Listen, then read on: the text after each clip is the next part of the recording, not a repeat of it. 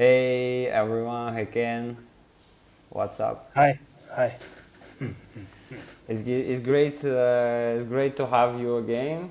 It's great to have another edition. It's been 2 weeks since the last one, and I think a lot of updates. I have a bunch of updates in my projects. I guess you have some interesting things to share. Let's see what we have. Yeah, You sounds want good. Sounds you good. want to start with something? Yeah, sure. So, one thing I wanted to discuss was I have this revive, related to my dental experience, but I'm really interested in ebooks. And part of why I'm interested is I have this mastermind with three other guys for almost 2 years. And one guy is quite a famous ebook, Kindle book seller. Like, yeah, so he's doing it for like 7 or 8 years.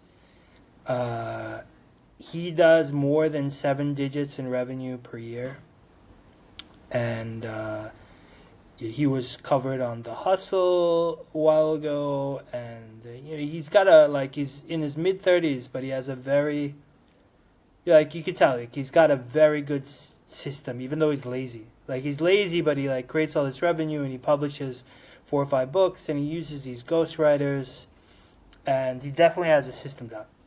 And one topic that he covers is anxiety. And I was like, and so I was thinking about this and like, oh wow, anxiety is kind of close to my topic. I think I should look into this. So I've been watching a little bit of videos on YouTube how to do ebooks and all this, and it just feels like a very interesting business model if you have something fresh to say on a popular topic. Mm-hmm. So that's my hypothesis is, my a couple like there's a couple angles I want to write books. One is from TMJ, and I don't think TMJ, there's not many interesting books for patients. There's a lot of technical books for dentists which are boring. Like patients wouldn't read them. Mm-hmm. But I think my story where I had it and I recovered from it and I know what you should do. I think it's kind of a fresh angle. And when I watch these YouTube videos about it, it seems like it's just it's a good rabbit hole to get into because you create a book and there's very few models where that book, where it can generate revenue. You do all the work up front and it can generate revenue for like 20 years. Mm-hmm. So, and then you're just kind of you're just building up more and more of these assets that bring in cash. So So for it's me, like it's a a little, passive income stream type of thing. yeah, and it definitely seems like it's compounding in that Mm-hmm. as you write more, Yeah, um, you get more known as an author, and your author profile on Amazon gets stronger, and and people if you read. produce content, you also like generate this awareness and views, and then some traffic. So you generate traffic, like it could be your personal traffic, right? And then Yeah, it flows to your projects and those types of projects like ebook or any kind of digital product. They're very good at conversion spots where you can get this yeah, when you can finally monetize this traffic, right? So someone is interested about you or what you're saying. Let's say here you mentioned TMG kind of like a few times already, right? So probably something could be. We didn't. By the way, we didn't yet started SEO in these videos, right? But potentially we can make optimization for them for the transcripts, and then some people will find out like who is Ken, and he is kind of experienced in this topic. He has his own brand for solving one of the problems around here, and now he has a digital book. Like the barrier to buy product is small because usually ebooks are not super expensive, right? And then potentially you can even like close this customer for something else, like from this book. Let's say start using your brand or become your client or anything else. yeah, Yeah, yeah. that's the model, right? That's the model, and I see clues that I think it can work well, especially for what I'm doing, because I hear the same story. Like when people find my blog and they've been suffering for a while, they go and they read it all, right? Like there's very few topics where like someone would just like find it like, holy shit, like I'm gonna read 50 articles in a weekend. But like I've had like 5 or 6 people tell me that already, and it just shows you that there's a strong interest in this perspective on the topic. Mm-hmm. But I also have a question. You are a newsletter guy, just like me. We have newsletters and been doing this for a while. Why not? Why you're going straight to ebook instead of like starting a newsletter about the same topic? Is it about the pattern of how this content can be consumed by your audience? So I mean, this is like digital product. It could be the same quality, same content, but it could be distributed in different ways, right? And you choosing ebook, are you choosing it because of the audience, or what's the reason to choose ebook? Like you can start a YouTube or a vertical video like a TikTok channel or a newsletter, right? So many different ways of distribution, same content. What's the point? So I would say the newsletter I've had for 4 months almost. Mm-hmm. So I've produced probably like 50 or 60 articles at least, maybe 60, right? So on this topic. So, but it's free. And I feel like this is a really good middle of the funnel, right? Mm-hmm. It's not really good top of the funnel because it's on Substack and there's not really much true organic growth. So by the way, I have good organic growth recently on Substack. I think I found bunch of mechanics. I can share them later. Yeah, definitely. I mean, I see it. It's hard for me to like. There's quite a number of people that come from Substack, but like I don't know how to interpret that number. Like, is it really, yeah. So maybe there's some organic growth. I don't know, but the most is definitely from Reddit, and mostly from Reddit lately, and a little bit Quora, but yeah. So I feel like my Substack is good as a free relationship builder, middle of the funnel, and then I try to get people to subscribe to my school and buy the appliance. So that's one way that I monetize, and then I develop a really strong relationship because then some of these people are like messaging me every day that join the school because I said basically like I'll respond to whatever you write to me, like almost immediately. And then this other product is more, I think it could be a good. So it can provide discovery because I think people are like, I know my experience when I had TMJ, or when I call TMJ it's like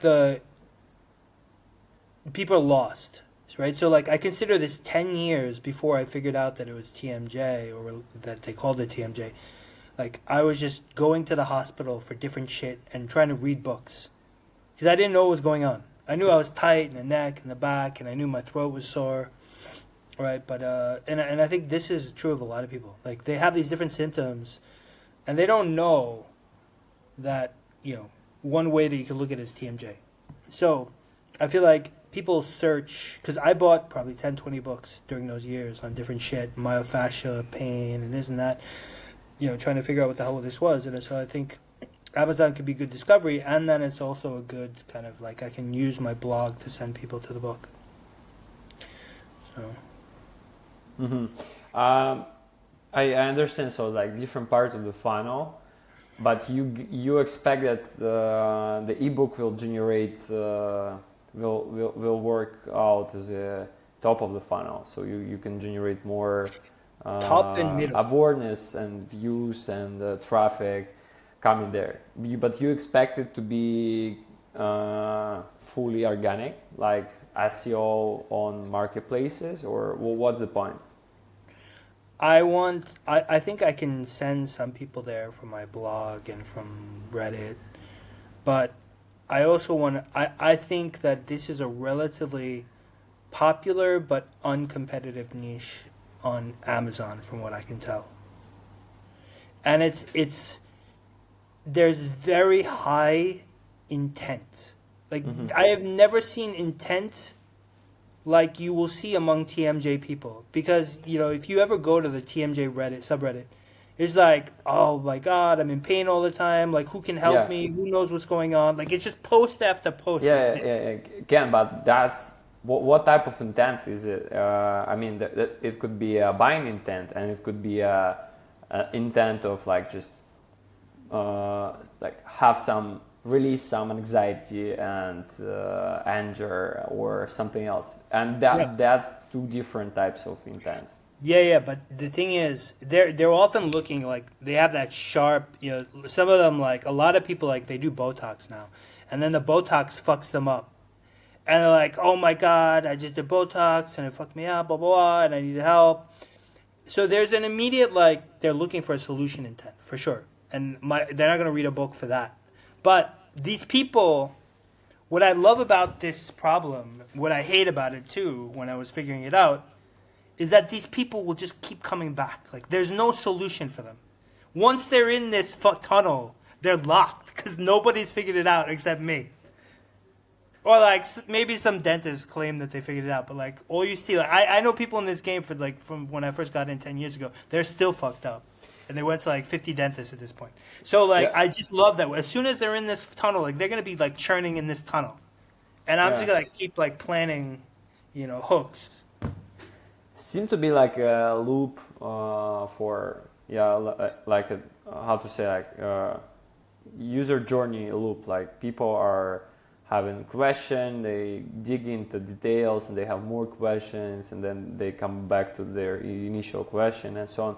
But still, the great point here is to figure out what are these people, how good they are as a customers, and where exactly these customers sit in. And still, the question, you didn't really answer this.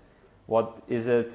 Is the audience your target audience for your product, for the whole ecosystem you're like building with the brand in the end of the and community in the end of the funnel, right? In the bottom.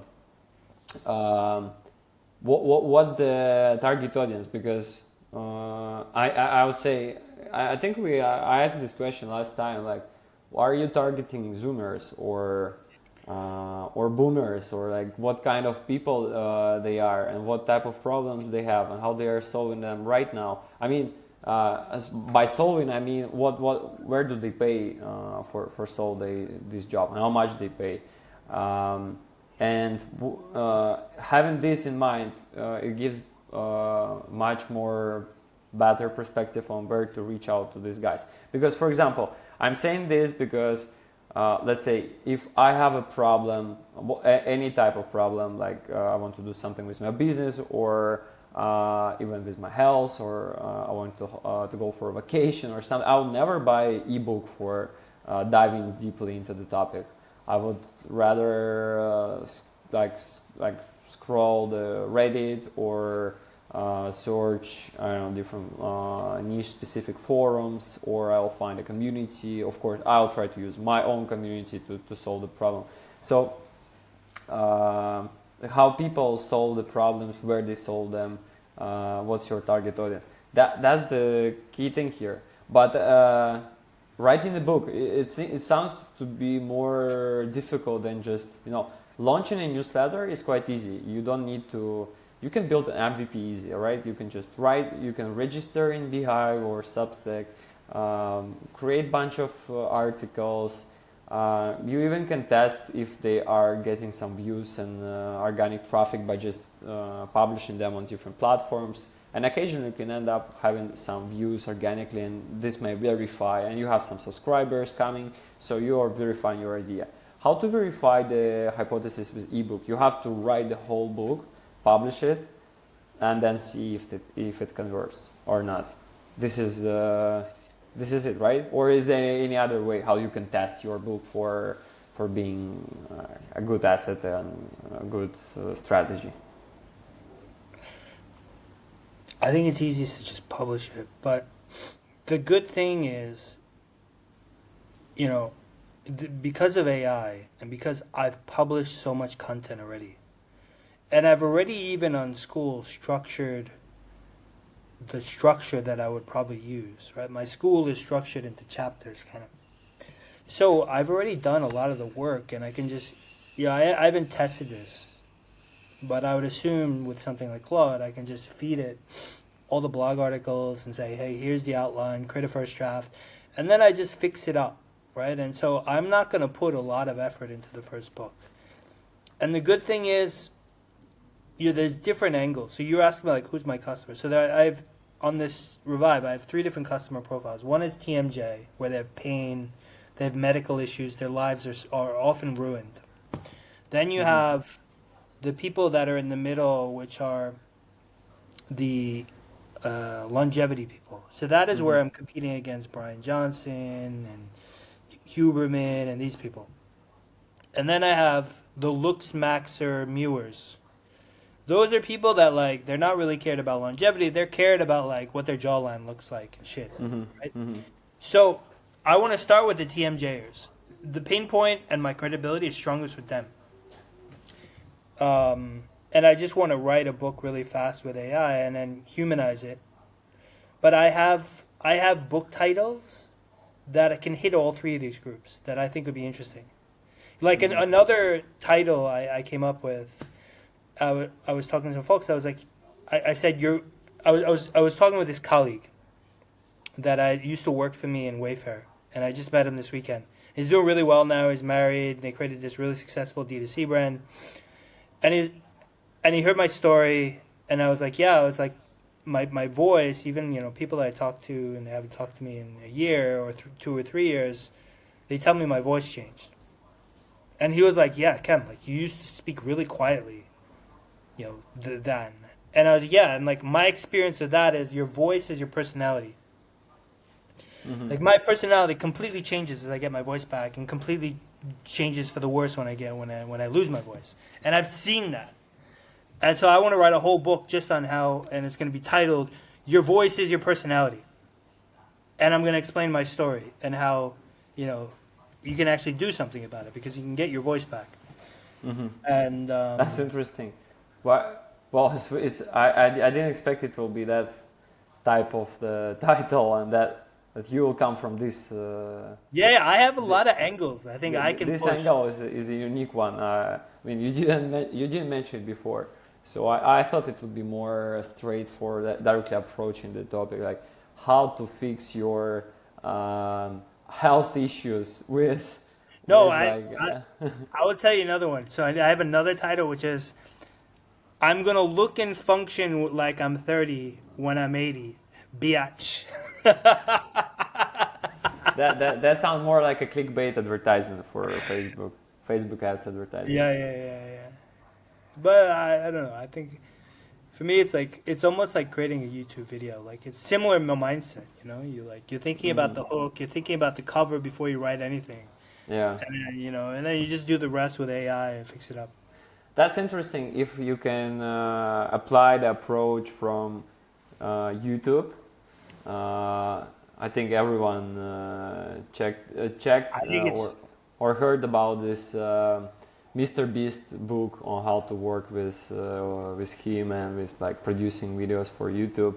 I checked it myself. Quite a few interesting approaches, and you can see the philosophy of this, like what works, what doesn't work. It's a product mindset behind everything. I think the main pattern I found there is they are approaching their videos as a product, like product companies and tech companies approaching their products, software usually, the same way they approach the videos. Like you have to create the onboarding, you have to keep the retention, they are using right metrics, and I think that it's quite interesting to apply the same patterns. I think one of the reasons why Mr. Beast is so popular, is so successful on YouTube is because he's applying this product mindset and product frameworks to his videos, and I think he probably did it to one of the maximum degrees I ever seen. Because if you see, everything is quite product managed and like design with like product and customer in place, and probably some interviews are in place and some surveys, and they're doing a lot of A/B testing. And the same approach applied to books. I'm not sure someone did it. For example, would love to know if someone did it, or other like niches and verticals where it was not a common thing. So I mean, I think it's just a whole. It's a whole like a world of businesses where you can come and apply a product approach and probably change the game. I would think about this starting a new business. I've been pretty deep in YouTube for almost 2 years now, because I was creating and running that channel for a previous client over a year ago. And so I watch a lot of content on how to create YouTube videos. There's a really good podcast called Colin and Samir. I've been watching it for over a year. So I would say, Mr. Beast, like a lot of people say very similar things to Mr. Beast who are big on YouTube. And some of them learned it a bit from Mr. Beast. So I saw a review of his book or his manual that he's like, and it's all shit that he says on podcasts and stuff. Like there was nothing in there that I was surprised at, right? More, I was surprised at how immature he is still. Like when I saw that, I was like, all right, this is like a guy who's been, he's 25 and he's learning how to manage still. And like, like he needs some maturity still. I think he's doing everything very personal, and like puts his emotional signature to how he speaks about things and how he speaks to his team. I don't find it immature. I find it a bit authentic. It's authentic, but I think I got to remember what he was saying, but like it was a little bit too much about him. It's like, I know you're trying to impress me and blah blah blah, and yeah, I'm great because I did this. Like that is the way he talks a bit. It's never about like, oh, I got like he says, yeah, I put together a great team, but like it's very much about him. You compare some other great leaders, and they're going to be much more, oh, I did this with the team. Right? Whereas, like, he doesn't even talk. Like, he came up with Chris. And, like, Chris got kicked out like he was dog shit. Like, that's the honest truth. Like, I watched the old Mr. Beast shit more for Chris than I did for Mr. Beast. Like, Mr. Beast is, like, wasn't even that funny or interesting. Like, Chris was a shitload funnier. I haven't watched. I don't know who is Chris, to be honest. But Chris was the transvestite partner that like was talking with a kid. It became a big scandal a month ago, 2 months ago. Really? Oh. Yeah, you got kicked off the show. You know what? When you started, you said like comparing to other like leaders. Who says that Mr. Beast is a leader? He's just a creator. First, let's consider him a creator, and. We are not comparing him to CEOs or founders of like big businesses, Yeah, but empires. I think you're wrong there, because they estimate that his empire is worth about $10 billion now, right? And he's got 2 consumer brands, and he just created another one with Logan Paul and KSI called not Feastable, called Lunchables. Right, so he's got like several consumer products. He's got just on the YouTube. He's got an organization that's almost 100, 200 people. Right, they built this huge ass like Hollywood type set in North Carolina. So like he's running a business like a leader. They've got 4 or 5 channels. Like they've got a gaming channel, they've got a philanthropy channel. Yeah, like it's a major thing. He's not just a creator. Yeah, and I think that the manual that we all see in public, it's not manual about all his businesses. It's only about producing videos, and that's a different topic. I think when it's about videos, I think he's still more of creator than of because he's acting himself in these videos, right? He's the guy behind. He's always on stage, and when you are on stage, it's not the same as, for example, Feastables. I guess there are some more experienced operators hired and like guys who are managing this. Probably that's a different tone of voice there in communication for sure, because you cannot do business with this type of tone of voice, I guess. And but this manual is more about producing video. So I guess I would not. I think that it just gives us a glimpse on their like production, tone of voice, and creating content workflows. But still, I mean, I'm not. Don't really think that we know much about Mr. Beast. Still, he seemed to be an interesting person, and how is everything works in his team. I think it's not very public. I would love to know how like these creators like, but number one creator I want to learn about is not Mr. Beast. It's the I forgot the name of I forgot his name. Deadpool guy. Logan Paul? No, Deadpool, the guy who. Ryan Reynolds? Yeah, He's an exactly. Right. actor. I wouldn't call him a creator. He has no podcast or anything. No, but hey, he is creator because I think that he created his image in the Yeah, in but the, every in Hollywood the actor creates their image. yes, but not everyone creates like he did it in a different way. I think he has a different strategy on how to make him Sure. on screen and how to make him memorable, a kind of meme type of actor. There are actors who are just like cool and everyone loves them and they're waiting for the new movies with them. But Ryan Reynolds, he go beyond the screen. I think with his face, with how he approached the audience, with some Yeah, because uh, I think advertisement and everything. I think it's a different approach to image making, and I call him a creator because the whole communication on screen and beyond the screen, it's type of it's also a creator economy thing. It's also a creating content thing. It's thinking about this content in advance and like, designing it and then testing probably some different approaches. So I would call him a creator, and what he's doing with his brands is definitely a creator economy type of business. yeah. I mean, without agree, but like I think Deadpool, he did a really great job at it. But like, I think you see a lot of Hollywood actors that when they got a really great role that became very popular and they kind of shot up. And honestly, I've seen him in a lot of the movies. Like, he's only really known for Deadpool. Yeah. You know. And something very similar. You're too young probably to remember, but when the first Batman came out, I think I was in high school. Jack Nicholson was the Joker, Yeah. and he was an amazing Joker. And everyone for the next 10, 15 years just knew him as the Joker, right? I don't agree. And he had the personality.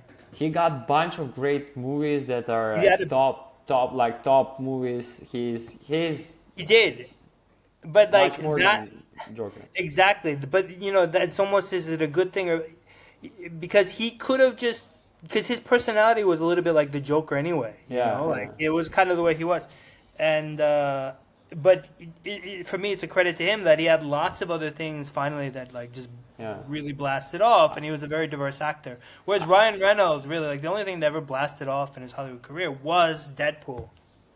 That's interesting topic about like actors career of actor, and it's not really about like the business and like personal like holding empire and stuff like that. It's more about how they design their own careers. And I heard about like this actor's trap, that when you took a great role in the movie, like the guy who played Harry Potter. I heard a lot about Jim Carrey, who's forever he's forever associated with his crazy roles at comedy and humor type of thing. While he also tried a lot and tried hard, and he got some good roles in great movies, with more dramatic type of roles. But no one really noticed him there. Everyone noticed like how he is funny, and everyone waiting for some funny type of things and jokes from him. And I think same happened with DiCaprio. He only plays one type of roles right now, like this crazy. No, DiCaprio is diverse. He's done so much different shit. he's done a lot, but now everyone, I think the first just like Blitz, okay, what is the number one character associated with DiCaprio right now for you? Just tell me the first one bumped into your The mind. first one that will always be associated with DiCaprio is Titanic. Titanic. Yeah, if you were an adult when Titanic No, came out, like DiCaprio is forever Titanic. that's two Yeah. different generation speaking. Because for me, this guy, this face, because his current face. Because in Titanic, you see a different actor, a different person. They are completely different persons. And now this person that you have now, the current footage and how he look like, is Wolf from the Wall Street. Wolf of Wall- Yeah. he was good at that. He's got like a 19-year-old girlfriend now. But he's like this fat dude now. He's like a fat. They all make fun of him in the thing. He's got this like gorgeous like 19-year-old girlfriend, and he's older than me. He's probably about 50 years old, and he's this fat dude. But anyway, what did you had a topic? What was your topic? Yeah, I'm still like trying different things. You remember we started new channels, testing many different stuff, mainly in meta ads right now, testing a bunch of different things. I finally come up with workflows on how to test ad creatives, both static and vertical videos, and UGC type of ads and meme type of ads. So really like testing a lot of different things. I'm testing lookalike audience, broad audiences, and different CTAs and landing pages. So I just like dived into this whole like world of testing advertisement and testing what converts and what delivers the offer to the right audience in the most efficient way. Very interesting. But also, the more I'm into that, the more I see that if you really want to have a high ROAS and high profitable unit economy for your advertisement, you need to find something that works well in organic. Like you need to find a creative that will generate likes and reactions and impressions and engagement without advertisement. And if you have this like organic viral effect or organic engagement and organic interactions and click-through rate, then you can like allocate some budget there, and you have much more than if you will just start from another angle of paid advertisement completely. So the more I into that, the more I realize how important is organic and how important is to find images and creatives that work for audience for free, and then scale down with advertisement. And the more I'm into that, the more I find some cool cool cases, case studies, and stories all over the internet, mainly on X and sometimes in Reddit. And I have this interesting newsletter. I'm happy to feature it. It's called Play Kit. And the whole newsletter is about how to create viral, how some consumer apps and consumer businesses created viral effect and organic traffic for their business using different social media mechanics, and 90% of them are TikTok videos, and it just shows like how unique offers some unconventional approaches to speaking with the audience, to showing and exposing your offer and your product can generate viral effect.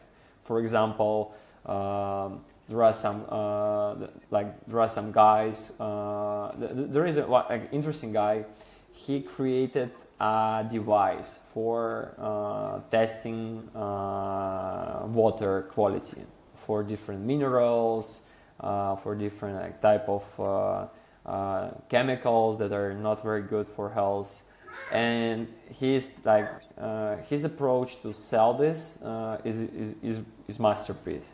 It's nothing unique here, but it's just so simple, but it's also so authentic. And I found these videos myself before I learned the whole case study. Now he's generating like more than 7 figures with his device. Probably he has some other type of monetizations other than this device now. But the main source of his traffic is just videos targeting some specific local communities. Let's say he is targeting LA customers who are drinking different types of expensive water from Erihon or like all like other fancy consumer brands in LA, and he is like testing different types of water, and he come up with some clickbait names and titles, and like they are really catching your attention, like how these name X stealing like money from you for like the worst type of water quality, or something like we don't know about like Evian water and stuff like that. And he's like doing his reviews on this water, explaining like what type of things are in this water, what is good, what is not healthy. He come up with some authentic storytelling. So when I found him first time, I was like thinking like, wow, guy just like testing water. He's not selling anything in the video. You just enjoy seeing some local water.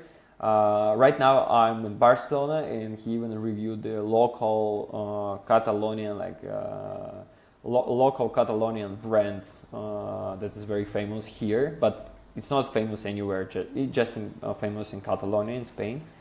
And he reviewed like how this water is unique, but because of its ingredients, and it contains a lot of like unique minerals and stuff like that. So it's super cool because with this super local approach, he targets different consumers who are thinking about water quality. And there are many cases. All of them are different. Some of them are just focused on unique content with some unique triggers, unique content production, or unique storytelling. Some of them are more complex, and let's say they take like the good landing page, some unique type of acquiring traffic and converting it to the product. So I really recommend everyone who is in B2C, and I think Ken, you're in for sure in B2C. You can learn from this newsletter as well, because I think that your type of content, as we discussed last edition, you have a bunch of hot triggers that really catch attention of people, and they're crazy to solve. They are ready to discuss, they are ready to engage, they're ready to fight with like other people with opposite opinion on Reddit, and aggregating this type of engagement on TikTok will generate a lot of views and a lot of traffic. I'm recommending you. You told me you're thinking about that as well. Yeah. Send it to me. I would love to check it out. One thing. This relates to my second topic, which is on Reddit when I post. So I have a lot of, what do you call them, like the trolls. Mm-hmm. And some of them are dentists. Dentists always, they're like, oh, you don't know what you're talking about, right? I've had this happen a few times. And then I argue with them. But it shows me that I want a channel where I don't have to argue with them, and I just come off like I want it to seem like everybody agrees. Mm-hmm. You know, because I think these dentists trolling it hit my credibility. And so I like channels like LinkedIn, but you know, LinkedIn's not the right channel for this, but where I can just delete the comments of trolls and block them. Like that I think is part of like the good way to promote this. Because I'm seeing that okay, Reddit, like people are gonna jump in and troll, and I don't think like you can't delete, other people's comments on your Reddit. That's And good part about Reddit for me. yeah, I yeah, yeah, yeah. Same on X, right? Like so on those channels, like you really like have these wars. Whereas on LinkedIn, like I posted this simple video tonight, and this guy came in and he said all this crap. I'm like, what? And I just like it took me 1 second to hit like delete and block. that's what makes LinkedIn a shitty place for unique communication. No one LinkedIn is the place where no one really speaks directly. No one really speaks Yeah, truth. Like people are just selling something. People are just doing business. It's like a conference where everyone have their badges and like, hello, my name is I am something something, and they are everyone like, hey, nice to meet you. What do you think about something? Let's have a chat about how we can help you. And so it's far away from the authentic communication you can find yeah. in on Although X or Reddit. you should have seen one post I did a year and a half ago. It was the only thing that I think of mine went truly viral on LinkedIn. But I pissed off everybody. I was like, You got a lot of it- hate. yeah, yeah, I got a ton of hate on LinkedIn, which is hard Wow. to do. What did you do? Yeah, yeah, because I said that I was interviewing a guy, and during the interview, I asked him to show me his inbox. And the minute that I saw that it was dirty, I said, okay, thank you. I'm not interested. What you was hiring him for? It was like a project management. Like it was something where Okay. I cared about his organization. Okay. So you believe that like people who have 1,000+ emails in their like unreaded emails in the inbox, these are like not operated. They're not a Not the good person I operation. wanted for that role, but it was on their work inbox. So it was like I was like, all right, like my personal inbox on Hotmail or Outlook.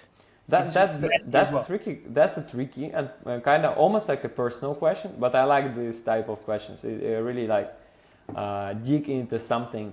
I also got and you got a lot of hate because of this. Like people Oh, I got a probably shitload. and people told you like, no, you shouldn't ask this type of questions. They It's very told me I personal. was like what I did was illegal and like I don't know, like I must be the worst tech person. Like they would hate to have me as a Yeah, manager. Like yeah, oh yeah, fuck, I lit up all LinkedIn. yeah. I think I Uh, had like 500,000 views. Wow. You had to repost this to X, to Twitter, and start subreddit because probably you dig into something that triggers people, and probably in there is some. I'm pretty sure you got 50-50. Some people would agree with you and some people would not agree with you, but Yeah, those yeah. people who are agree with you, they were just silent. Silent. Yeah, yeah. They I had some they're people just agree with read it and they were like, yeah, can't we're with you, like yeah, yeah. why, like they are so angry, like I think same. Yeah, yeah. Because I had like 100 people, or maybe even over 100 people, like the post. Mm-hmm. So like, and at the beginning, a couple people commented like, "Yes, I agree," and then the hate came in, and everyone that liked the post like, just stay quiet. Mm-hmm. But what was interesting is that I googled my name because I was interesting if like any like weird shit popped up, and there was a subreddit which is like LinkedIn lunatics. And I was on there, and on subreddit, someone posted my shit, and I had like that subreddit went fucking viral, and I was not even on it. That's so funny. So yeah, there are always like it's there, you never know how viral things will bring you up to. Yes. Maybe if you would think more of a creative economy approach, you would create your own merchandise calling like my first question is show me your inbox, pal, or something like that. Yeah, yeah, yeah, yeah. Think about it, really. Like it's a great opener. It's a great story, and it shows your authentic approach to things. I really like these type of things. For Yeah. example, I know a guy. He's a founder in a tech company. He was originally founder in one very big company. They sold it for 10 or 20 million bucks, but I think they sold it because of their Russian origins. And if they would not, and it was like sold recently. If they did it few years ago, or maybe they would wait for some time, they could like 10x their capitalization, but it was not good time to sell. Anyway, the guy's approach is very unique. He's doing a lot of psychotherapy and think like he's like doing everything in with this like very deep thoughtful process of like creating decision making. It doesn't make him like a slow, or doesn't make him like too this like soul type of like shaman guru thing. Like no, he's like a tech bro, but he always tried to understand who is sitting in front of him when he is like hiring or doing negotiations. He's trying always to get in there with a psychological approach of applying different frameworks, different personalities, analysis of like this. You probably know this Gallup and like Hofstede, and there are like I don't remember that there is another one. Bristol Myers or something. Yeah. There are a bunch of different surveys that HRs are using mainly for hiring people. He's applying this HR approach, but he's doing it more direct and more like in founder's mode, let's say. When he's talking to a new guy who's going to manage something in his company, he asks questions that are like really taking people out of their seat. Like, how about your relations with your family? What like how are you? How good is your relationship with your dad? Like, what do you have any like fights with or he's like asking this type of questions like about how these people manage their personal life. And he believes that a successful person with good organization, soft skills mainly, and good like team values will figure it out in his like relationship, even if these relationships are personal, but it reflects a lot of things. And I believe so. I also believe that. Yeah, of course, work life is different, but how you speak about these things and how comfortable you are to speak about this, it also shows a lot. Like if you are not comfortable speaking about your family, which is very personal, and in Europe you cannot do that. You cannot ask these questions, right? But if you are in a very open-minded community, and I really appreciate these startups and founders who are like cultivating this no bullshit, super open, transparent, direct. Like ask me anything and I can ask you anything. This type of approach, because for when you are building a startup and you're hiring early people, you probably you need to be ready to spend with them 5 years or maybe 10 years sometimes. So you need to have some values in common, and you need to have this. To find the person you will be happy to have beers after work and enjoy the vacation together. If you like, so I also like this approach. It gives you, it's something that all these associations and like work labor's right think is against. Like, don't bring personal into work. But I think if you're bringing this type of personal into work, you see a lot of different. Yeah. I mean, I agree, but. People. I agree, and I have two perspectives on this. One, I see Gen Z entrepreneurs talk about this a lot. Like, they want to hire the people that they enjoy hanging out with. Yeah. And, like, it's becoming a thing. I hear more and more young entrepreneurs talk about it. And on the one side, if you manage like them, I think it's good. I have this way of managing where I don't want to get to know the people, and therefore I want to make success not a function of whether me and that person get along. But, like, we don't, everyone just does tasks, and if you do your task well, you stay and you excel and whatnot. So I take a slightly different approach towards the way I manage. But the other thing I wanted to say is, I find this super. This is another fucking book, right? Like 4 years ago, when I felt shitty, it was so easy for me to get upset at people, and for people to get upset at me. Now, I talk so much shit, but like, I know that I won't piss a person off completely. Like, I read the person better, and I know how to act, and so this is what I call neurology. Right, like I was with like my wife's friends, and I don't even know them, and they're from Ukraine, and like two of them met on like a dating app, and I just like say shit that's uncomfortable, and like I know that like 3 or 4 years ago they would have taken like complete offense, like, oh, you're such an asshole, but like I know how to do it now, so that they don't take offense, right? So it's kind of funny. And this was the way I was when I was young, but when I got unhealthy, I lost that ability. And now it comes back. But this neurology that I know how to read on people, that is the real shit that you're talking about. You just don't know you're talking about that. Mm-hmm. Right? Because I can pick out a person, like, all right, like Daniil, like this person is neurologically unhealthy. Like, you're probably not going to enjoy, spending lunch with the guy. But that's how it works. Because I've been in and out. And so I know both sides. I think what you say is not neurology. It's more like psychological analysis, psychoanalysis. You can analyze and build some prediction based on some people behavior and their like maybe analysis of something else. No, but it's not just analysis. It's the way my face looks. It's my tone of voice, everything. Like you won't get it right now until you experience it. But like if I was talking in front of you like 4 years ago in 2020, and I said some of the shit, you just find it like kind of offensive, blah blah blah. And now I get away with so much more shit, and I know that, so I just do it. But that's how it works. Like, there's something that's changed about my face and the way I talk and shit, and I just get away with more shit. It's not about analysis.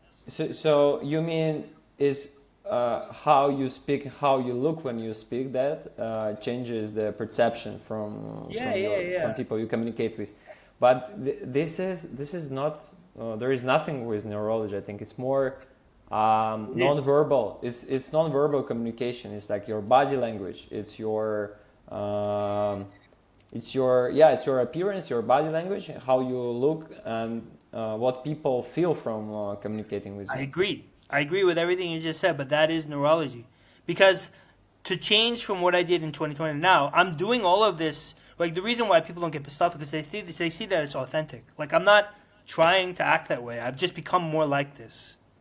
Without, but like, I haven't tried. Like, it's not like I wrote a book and like, oh, it's like, all right, I'm going to be more like this and I practice every fucking day. No. Like, I just improved my neurology. I don't really get like what you mean by you improve that, because the way how you measure it is kind of like difficult to measure it. It's difficult to measure. You gotta like, I know what it's like to be in my own skin, so like I just know that I say a lot more that I would not have said 3 or 4 years ago, because I know I would have like pissed the person off and they would have I would have handled it badly, and now I push the edge more. Because I know how to like take it back and like make sure I don't piss the person off. But it's not just the way I'm reading them. It's also like things about the way I communicate now that I didn't try to change. Maybe why don't you think that maybe you're just became a little bit more soft and now you're just less pissing out person, like you're not making like people angry or something. You're just more soft and friendly. Why don't you think so? I mean that is one way to interpret it. I think so. Yeah. I read them a bit better, blah blah blah.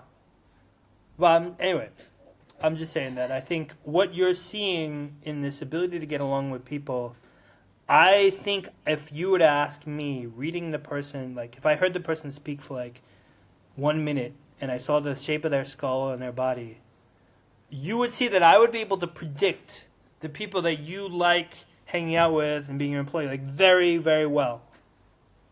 Just knowing the shit. My personal opinion on that is it's a total BS. Like it doesn't work. I had so many cases in my life where you see people, everyone see them this way. Even they create their image of this type of person for maybe for security, for like making more confident himself or herself.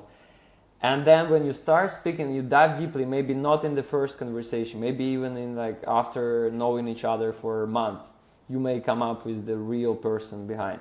And you cannot predict this from the appearance. I believe that the visual part of us, like what we create as an image, how we look like, how we even behave in the communication on Zoom, especially, you cannot learn. If you have a offline meeting with this person and you have a lot of non-verbal, that's what I like in communicating with people, not only in Zoom meetings. And if I create a new project with people, I'm trying to have with them an offline connection, because I think that 1 week of offline connection, of like a regular intensive connection, let's say going to a holiday together, is like is saying you'll get more information and more data from this person that you will learn from the year of 3 calls per week type of communication intensity, because this non-verbal type of communication is giving you much more data to analyze, like how people are reacting on something on the street, or how people are like laughing or on something, how people are stressed, what they are doing, how their legs are like jumping when they're thinking or talking about something, or maybe how they react on your touch and everything. So I really and I believe that making a prediction based on visual appearance, on tone of on voice, on hairline, on like jawline, eyes, everything, smile. It's just like predicting a stock market based on weather and recent like politics news, and that's it. Like you're not. I mean, you're taking into analysis only like 3 out of 10 factors. Yeah, so I'm not saying I know their personality. I don't know whether they're gonna be a snake and all this shit. I know whether their neurology is healthy or not. That is very different. I can tell whether someone's neurologically, like I would be able to tell pretty quickly if someone was actually depressed. Like these are physical signs and cues that I'm like trained on. I don't know, like the person, because a lot of people are in the middle. Like they don't have a great neck, they don't have a bad neck, but those people, like I don't know what their personality is like, right? They can lie to me and blah blah. I'm like any other person. So this is not what I'm saying. I'm just saying like I can read like the amount of positivity rating off someone is not something that they have control over. Like that is neurology, right? And those people that radiate a lot of energy are very healthy, and like you'll find that those people that like everyone likes them, right? And like everyone thinks it's like this amazing gift, and like I just know that like no, that's neurology. Like they're very healthy neurologically. But that's your superpower, Ken. We can just we can just stop here. Yeah. Okay. I gotta put my kid to sleep in a minute or two. Yeah, it was good. Good hour. Let's talk on another edition in 2 weeks. Thanks for a good chat, and I think we can share some links on projects we discussed over the call. And have a good week. Bye bye. Bye.